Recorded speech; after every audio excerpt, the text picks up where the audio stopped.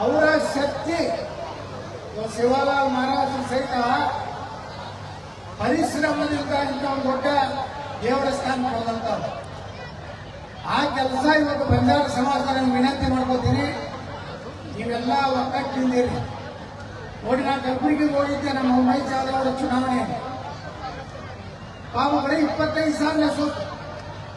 ನಾವು ಒಂದು 15-20 ಸಭೆ ಮಾಡಿದೆ, 10-15 ಸಾವಿರ ಜನ ಸೇರ್ತೀವಿ. ಅವರೊಬ್ಬರು ಡಾಕ್ಟರ್ ಉಮೇಶ್ ಜಾಧವ್ ದಿಲ್ಲಿಗೆ ನಾವು ಹೋದಾಗ ನಮ್ಮ ಸಕ್ಕರೆ ಕಾರ್ಖಾನೆ ತೊಂದರೆ ಆದಾಗ ನಮ್ಮ ಕೂಡ ಹಗಲು ರಾತ್ರಿ ಬಂದಂತ ಪುಣ್ಯಪ್ಪ ಉಮೇಶ್ ಜಾಧವ್ ಸೋತಿದ್ರು. ಯಾರೋ ಹೊರಗೆ ನೋಡಲ್ಲ, ನಮ್ಮಲ್ಲೇ ದೊಡ್ಡ ದೊಡ್ಡ ಲೀಡರ್ಗಳನ್ನ ಕಳ್ಳನ ಮಾತು ತೋರಿಸಿದ್ರು. ಅದಕ್ಕೆ ನನಗೆ ಜಗಳ. ನಾ ಯಾರಿಗೋ ಅಂಜು ಮಗ ಅಲ್ಲ.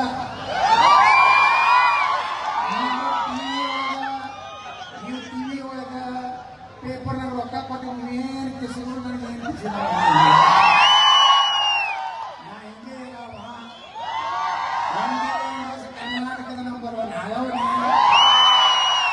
ಬಂಜಾರ ಸಮಾಜವನ್ನು ಎತ್ತಿ ಹಿಡಿಯವನೆ. ಯಾರು ಬೇಕಾದಾಗ ಓದಿಲಿ. ನನಗೆ ಅಧಿಕಾರ ಸಿಕ್ತಂದ್ರೆ ಪ್ರಕಾಶ್ ಚವ್ಹಾಣ್ ಒಂದು ಒಳ್ಳೆ ಹುದ್ದೆ ತರುವಂತ ನಮ್ಮ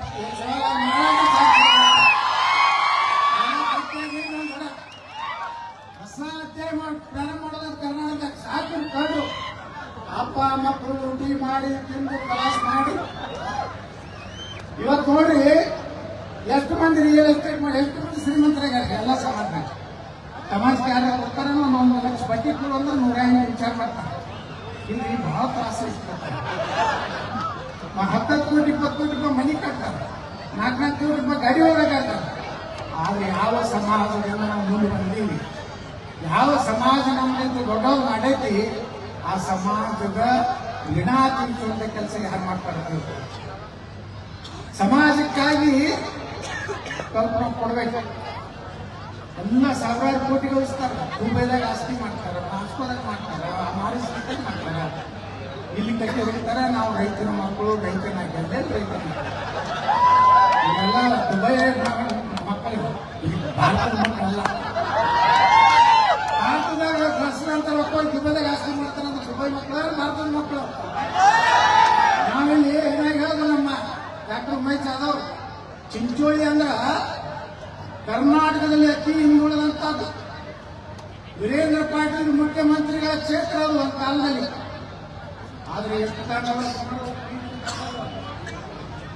40% ಬಂಜಾರ ಸಮಾಜ ಐತೆ ಚಿಂಚೋಳಿಯಾಗಿ.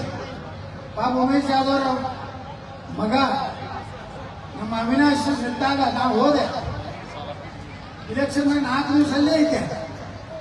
ಅಲ್ಲಿ ರೈತರು ಏನು ಕೇಳ್ತಿದ್ದಿಲ್ಲ, ಏನೂ ಬೇಡ್ರಿ ನೋಡ್ರ, ನಮ್ಮೊಂದು ಸಕ್ಕರೆ ಕಾರ್ಖಾನೆ ಅರ್ಧ ಕಿಲೋಮೀಟರ್ ಇದು ಮಾಡಿಬಿಟ್ರೆ ನಾವೆಲ್ಲ ಬಂಜಾರ ಸಮಾಜದವರು, ಎಲ್ಲಾ ಸಮಾಜ ಲಿಂಗಾಯತರು, ಎಲ್ಲಾ ಸಮಾಜದವರು ಎಲ್ಲ ಮನೆ ಅದಾವು.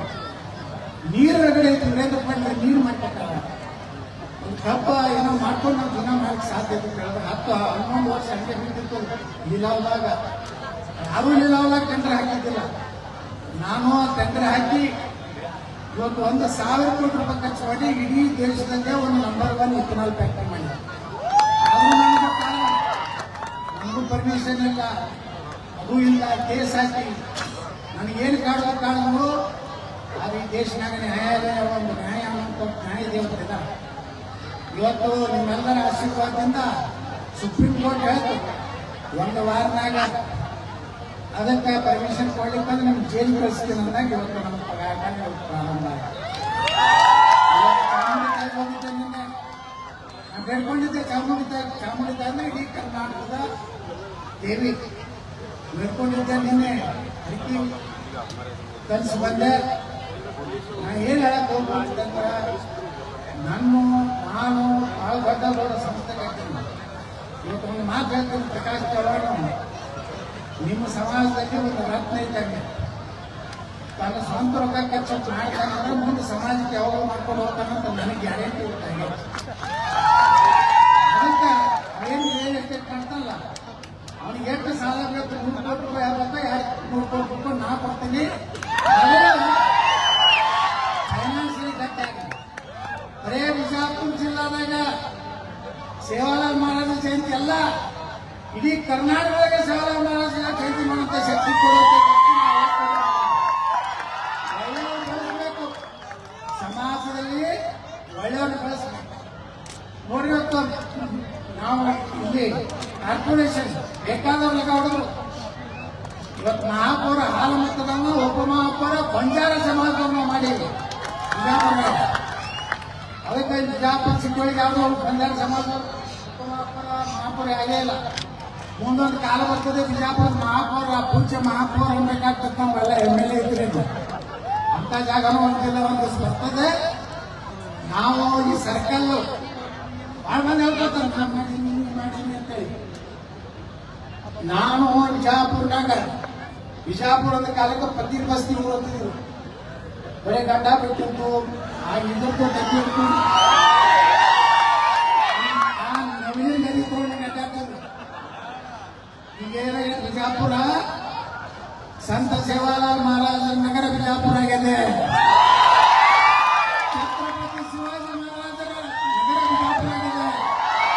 ಡಾಕ್ಟರ್ ಬಾಬಾ ಸಾಹೇಬ್ ಅಂಬೇಡ್ಕರ್ ಅವರ ನಗರ ಬಿಜಾಪುರ ಆಗಿದೆ. ಡಾಕ್ಟರ್ ಬಾಬು ಜಗಜೀವನರಾಮ್ ನಗರ ಬಿಜಾಪುರ ಆಗಿದೆ. ಮಹಾರಾಣಾ ಪ್ರತಾಪ್ ಯಾರು ಬರ್ತಿದ್ದಾನೆ? ರಾಜಸ್ಥಾನದಲ್ಲಿ ಮೂಲ ನೀವು ರಾಜಸ್ಥಾನದವರು, ನೀವೆಲ್ಲ ಮಹಾರಾಣಾ ಪ್ರತಾಪನ ವಂಶಕ್ಕೆ ಸೇರಿದವರು. ಮಹಾರಾಣಾ ಪ್ರತಾಪ ಅಡಿಯೊಳಗಿದ್ದಾಗ ಅವ್ರ ಜೊಡ ಯಾರು ಇದ್ದವರಂದ್ರೆ ಬಂಜಾರ ಸಮಾಜ. ಮಹಾರಾಣಾ ಪ್ರತಾಪ ನೆಗ್ಗಿನ ಮುಳ್ಳಿನ ಬೀಚಿ ಒತ್ತಿ ಮಾಡ್ತಿದ್ದು. ಅಕ್ಬರ್ ಅಂತವ ಬರೀ ಅಕ್ಬರ ಮಹಾರಾಣ ಹೆಸರು ಕೇಳಿದ್ರೆ ಚೊಟ್ಟೆ ಹೊಡೆದ್ಬಿಡ್ತಿದ್ದ. ಶಿವಾಜಿ ಮಹಾರಾಜರು ಈ ದಕ್ಷಿಣ ಭಾರತದಲ್ಲಿ ಹುಟ್ಟಿರ್ಲಿಲ್ಲ ಅಂದ್ರ ನಾವ್ ಯಾರು ಹಿಂದಿಗೆ ಹುಟ್ಟಿದ್ದಿಲ್ಲ. ಏನ್ ಹೇಳ್ತಾನೊಬ್ಬ ಕವಿ, अगर शिवाजी ने होता तो सबका सुनना तो कटेंगे तो ನಾವು ಅಕ್ಕಳಿಲ್ಲ. ನಾವು ಯಾರು ಉಳಿದಿಲ್ಲ, ನಮ್ಮ ಧರ್ಮ ಉಳಿದಿಲ್ಲ, ಸನಾತನ ಧರ್ಮ ಉಳಿದಿಲ್ಲ, ಬಂಜಾರ ಉಳಿದಿಲ್ಲ, ಲಿಂಗಾಯತರು ಉಳಿದಿಲ್ಲ, ದಲಿತರು ಉಳಿದಿಲ್ಲ, ಬಾಬಾ ಸಾಹೇಬ್ ಅಂಬೇಡ್ಕರ್ ಸಂವಿಧಾನ ಉಳಿದಿಲ್ಲ. ಅದಕ್ಕೆ ನಾವೆಲ್ಲ ಬಂದಿರ್ಬೇಕು. ದೇಶಕ್ಕೆ ಬಂದಾಗ ನಾವೆಲ್ಲ ಬಂದಿರ್ಬೇಕು. ಮಹಾಕುಂಭ ನೋಡ್ಲಕತ್ತೀರಿ 55-66 ಜನ. ಅಲ್ಲಿ ಯಾರು ಜಾತಿ ನೋಡಿ ಬಿಡ್ಲಕತ್ತಾರೇನ್ರಿ? ಬರೀ ಬ್ರಾಹ್ಮಣರೇ ಅಲ್ಲಿ ಜಗ ಮಾಡಕತ್ತಾರ. ಎಲ್ಲ ಜಾತಿ ಜನ 54-55 ಕೊಟ್ಟಿದ್ದಾರೆ. ಅಂದ್ರೆ ದಲಿತರು, ಹಿಂದುಳಿದರು, ಲಿಂಗಾಯತರು, ಬ್ರಾಹ್ಮಣರು ಎಲ್ಲ ಸಮಾಜದವರು ಒಂದೇ ನದಿ, ಗಂಗಾ ನದಿಯಲ್ಲಿ ಸರಸ್ವತಿ ಗಂಗಾ ಯಮುನಾ ಸರಸ್ವತಿ 3 ತ್ರಿವೇಣಿ ಸಂಗಮದಲ್ಲಿ ಜಗತ್ತಿನಲ್ಲಿ ಆಪಲ್ ಕಂಪನಿ ಅಂತ ಐತೆ. ನಾವೆಲ್ಲ ಆಪಲ್ ಮೊಬೈಲ್ ಉಪಯೋಗ ಮಾಡ್ತೀವಲ್ಲ, ಅಲ್ಲಿ ಜಗತ್ತಿನ ಶ್ರೀಮಂತ. ಅವನು ಹೇಳಿದ ಮಂದಿ ಹೊತ್ತು ಸನಾತನ ಧರ್ಮವನ್ನು ಸ್ವೀಕಾರ ಮಾಡಿದ್ರಿಂದ ನಾವು ಹಿಂದೂಗಳು ನಮ್ಮ ದೇಶ ಭಗವಾ ಉಳಿಬೇಕಂದ್ರೆ ಶಿವಾಲಾಲ್ ಮಹಾರಾಜರ ಒಂದು ಪೀಠ ಉಳಿಬೇಕಾದ್ರೆ ಇವತ್ತು ಹಿಂದೂ ಸಮಾಜ ಉಳಿದ್ರೆ ನಾವೆಲ್ಲ ಉಳಿತೀವಿ. ಅದಕ್ಕೆ ನೀವೆಲ್ಲರೂ ಒಕ್ಕಟ್ಟಿರಿ, ಜಗಳ ಮಾಡ್ರಿ, 108 ಏನಾರು ಮಾಡಿ. ರಾಜಕಾರಣ ಜಿಲ್ಲಾ ಪಂಚಾಯತಿ ತಾಲೂಕು ಏನೇ ಮಾಡ್ಕೊಂಡು ಗ್ರಾಮ ಪಂಚಾಯತಿ ದೇಶದ ಬಂದಾಗ ಒಬ್ಬನೇ ಒಬ್ಬ ಮಹಾತ್ಮನ ನೆನಪಾಗ. ಇವತ್ತೇನಲ್ಲ MLA ಹೊಳೆ ಆಗ್ಲಕ್ಕ ಕಾರಣ ಅಂದ್ರೆ ಬಂಜಾರ ಸಮಾಜ. ನೀವು ಕೈ ಕೊಟ್ಟಿದ್ರು ನಾವು ಬೀಳ್ತಿದ್ದೇವೆ. ಈ ಸಲ ನೀವೆಲ್ಲ ಕಡೆ ಕೈ ಕೊಟ್ರಿ. ನಾ ಬೈತೇವೆ. ನಮ್ಮ ಬಸವರಾಜ ಬೊಮ್ಮಾಯಿ ಬೈದೆ, ಪುಣ್ಯಾತ್ಮ ಹೀಗಾಗಿ ನಿಮ್ಮ ಒಳ ಮೀಸಲಾತಿ ಮಾಡ್ಕೊಂಡ್ಬಿಡ್ತೀವಿ.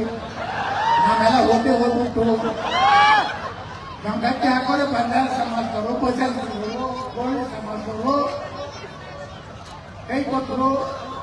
ಟಬಕ್ಕದ್ದು ನಿಂತೀವಿ, 60 ನಿಂತೀವಿ. ಅದನ್ನು ಮಾಡಿದ್ರೆ ಇವತ್ತು ನಾವೇ ಬರ್ತಿದ್ವಿ.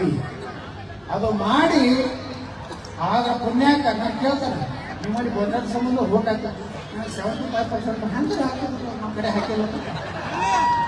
ಯಾಕೆ ಹಾಕಿದ್ರು? ನಿಮ್ಮ ಜೊತೆಗೆ ಯಾವಾಗಲೂ ಇರ್ತೀನಿ ಅಂತ ಹೇಳಿ ಬರೀ ಬೋಗಸ್ ಭಾಷಣ ಮಾಡಿ ಇವತ್ತು ಬಿಜಾಪುರ ಹೆಂಗೆ ಕಾಣಿಸ್ಲಾಕತ್ತದ? ಈ ಭಾರತದ 3ನೇ ಒಳ್ಳೆ ಗಾಳಿ ಉಂಟಾಗ ಇಡೀ ಇಂಡಿಯಾದ ನಂಬರ್ 3 ಬಿಜಾಪುರ ಮೊದಲೇನಿತ್ತು ಬಿಜಾಪುರಕ್ಕ ಗೋಳಾಪುರ ನೀವೆಲ್ಲ ದಾಂಡ್ಯದವ್ರು ಕಾಯಿಪಲ್ಯ ಮಾಡ್ಲಕ್ ಬಂದ್ರೆ ಕುಂಡಿಸ್ಬಿಡ್ತಿದ್ರಲ್ಲಿ ಕಾಯಿಪಲ್ಯ ಮಾಡ್ಲಕ್ ಅವ್ರು ಬಂದು 4 ಚಲ ಹಚ್ಚಿದ್ರು ಈಗ ನಾ ಹೇಳಿ ನೋಡಿ ಅವ್ರು ಬಂದ ನೀವೇನಂತ ಓಡಿಕೆ ಹಂಗೆ ಇಟ್ಟಿನಂತೆ ಬರೋಬ್ಬರಿ ಬಿಜಾಪುರ ಮುಂಜಾನೆ 5 ನೋಡಿ ಎಲ್ಲ ಬಜಾರ್ ತಂಡ ಇಟ್ಟದಲ್ಲ ಮನೆ ತಂಡಕ್ಕೆ ಹೋಗಿದ್ದೆ ನಮ್ದೊಂದು ಉಪಚುನಾವಣೆ ಹೊರಗೆ ತಂಡದಾಗ ಅಲ್ಲೇ ಹೆಣ್ಮಗಳು ಹೇಳಿದ್ರು ಗೌಡ್ರ ದಿನ ನಮ್ಮ ತಂಡದ ಹೆಣ್ಮಕ್ಳು ಮುಂಜಾನೆ ಇದಕ್ಕೆ ಹೋಗಿ ಮಧ್ಯಾಹ್ನ 1ಕ್ಕೆ ಬರ್ತಾರ ದಿವಸ 2 3 ಲಕ್ಷ ರೂಪಾಯಿ ಕಾಯ್ಕೊಂಡು ದಿವಸ 1 ತಂಡೆ ಆ ತಂಡದಾಗ ಮನೆ ನೋಡಿದೆ ಏನು ದೊಡ್ಡ ಶ್ರೀಮಂತ ಕೋಟಿ 2 ಕೋಟಿ ರೂಪಾಯಿ ಕಟ್ಟಾರ ನೋಡಿ ಲೆಕ್ಕ ಹಾಕಿ ಒಂದು ದಿವಸಕ್ಕೆ 2 ಲಕ್ಷ ರೂಪಾಯಿ ತರ್ತಾರೆ ಒಂದು ಕುಟುಂಬ 1500-2000 ರೂಪಾಯಿ ಉತ್ಪನ್ನ ತೇರಿ 1500 ಹಿಡಿದ್ರೆ 40-50 ಸಾವಿರ ರೂಪಾಯಿ ಆಯ್ತು ಮೊದಲ ಯಾರಿಗೂ ಕಾಯಿಪಲ್ಯ ಬೆಳೆಸ್ಕೊಡ್ತಿದ್ದಿಲ್ಲ ರೋಡ್ ಮಗಲ್ ಕೂತು ಬೂಟಾಗ ಒದಿತಿದ್ರು ಈಗ ಯಾರೇ ಕೈ ಹಚ್ತಾರನ ಹಂಗೆ ಬಿಜಾಪುರ ಇರ್ತೀವಿ ಬಿಜಾಪುರ ಇದು ಹಿಂದೂ ನಗರ ಇಲ್ಲೇನು ನ್ಯಾಯ ಸಾಬರದೇನು ನಡೀತಿಲ್ಲ ಹಿಂದೂಸ್ತಾನ ಚಲೋ ಚಲೋ ಮನಿ ಕಟ್ರಿ ಮಂತೇಶನ ಸರ್ಕಲ್ ಅಂತ ಹೇಳಿ ನಾ ಸರ್ಕಲ್ ಅವ್ರು ಮಾಡ್ಯಾರ ಮಾಡ್ತಾನೆ ಏನ್ ಯಾರು ಮಾಡಿಲ್ಲ ನಾವು ಮಾಡೀವಿ ಆ ಸರ್ಕಲ್ ಡೆವಲಪ್ಮೆಂಟ್ 25 ಲಕ್ಷ ರೂಪಾಯಿ ನಮ್ಮ MLA ಕೊಡ್ತೀನಿ ಅದ್ರ ಕೂಡ ರೆಡ್ಡಿ ರಾಠೋಡ್ ಅವ್ರದ್ದು ನೀವು ಹೇಳಿ ಮುಟ್ಟಿದ್ದು ನಾವು ಇಲ್ಲೇ ನಮ್ಮ ಪ್ರಕಾಶ್ ರಾಠೋಡ್ ಎಲ್ಲರೂ ನಾವು ಅದೀವಿ ಏನು ಬಜಾರ್ ಸಮಾಜ ಎಲ್ಲ ಜನಗಳು ಕೂಡಿ ರೆಡ್ಡಿ ರಾಠೋಡ್ರು ಉಪಕಾರ ಸಮಾಜ ಮೇಲೆ ಭಾಳ ಇದೆ ಅವ್ರು SC ಆಗ್ಲಿಕ್ಕೆ ಕಾರಣ ಅಂತ ನಿಮ್ಮ ಸಮಾಜ ಬಹಳ ದಿವಸದ್ದು ಸಂಕಲ್ಪೈತಿ ಅದಕ್ಕೆ ನಾವೆಲ್ಲ ಕೂಡಿ 1 ವರ್ಷನಾಗ ಕೆಟ್ಟಿಗಾಟವನ್ನು 3 ದಿನ ಕೂಡಿಸ್ತೀವಿ ಏನು ನಮ್ಮ ಸ್ವಂತ ಸೇವಾ ಸರ್ಕಲ್ ಇದೆ ಈ ಸರ್ಕಲ್ ನೋಡ್ಲಾಕ ಇಡೀ ರಾಜ್ಯದವ್ರು ಬಂದು ನೋಡಿ ಅಂತ ಸರ್ಕಲ್ ಮಾಡ್ತೀವಿ